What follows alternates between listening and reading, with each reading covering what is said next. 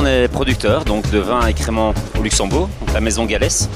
Je représente 3 maisons, donc les caves Krier, les caves Galès et les caves Saint-Martin. Cave Galès qui est plutôt constituée de produits, je veux dire, créments et vins. On a d'ailleurs été les premiers au Luxembourg à reconnaître la qualité des vins pour la fabrication des créments, avec une orientation qui est plus ciblée sur la restauration, notamment sur la clientèle belge, où on n'est pas vendu du tout en magasin.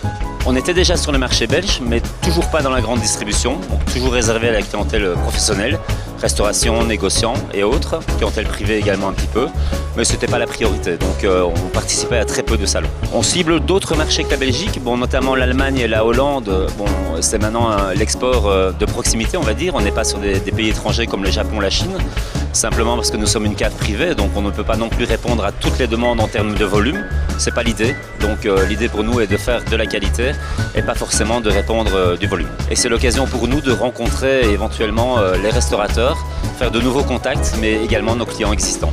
Mais on pourrait être sur un stand, je veux dire, seul, c'est-à-dire un stand propre Galès. Bon, évidemment, les coûts sont différents, donc la première raison, c'est on limite un petit peu les coûts au niveau de la structure, pour être tout à fait franc avec vous.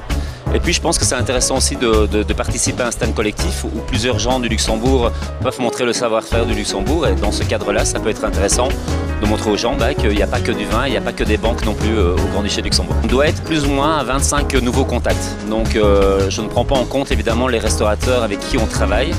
Bon, ceux-là viennent plutôt nous rendre visite, faire un petit coucou et puis de temps en temps aussi déguster des nouvelles références.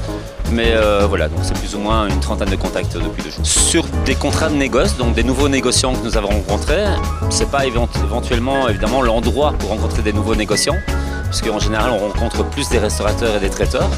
Mais malgré tout, il y a quand même des négociants qu'on a rencontrés ici. C'est essentiellement des restaurateurs là où on fait le plus de contacts. Après, il faut faire le bilan au bout des 5 jours, bien sûr, au niveau des contacts. Mais ce qui est surtout intéressant, c'est qu'on a l'occasion, comme je l'ai dit tout à l'heure, de rencontrer nos clients existants, de faire de nouveaux contacts. Et dans ce cadre-là, puisqu'on n'a pas d'autres billets pour le faire, si ce n'est que la GD, donc comme on n'y est pas, on n'a que cette présence ici pour pouvoir arriver évidemment à faire de nouveaux contacts au niveau de visibilité.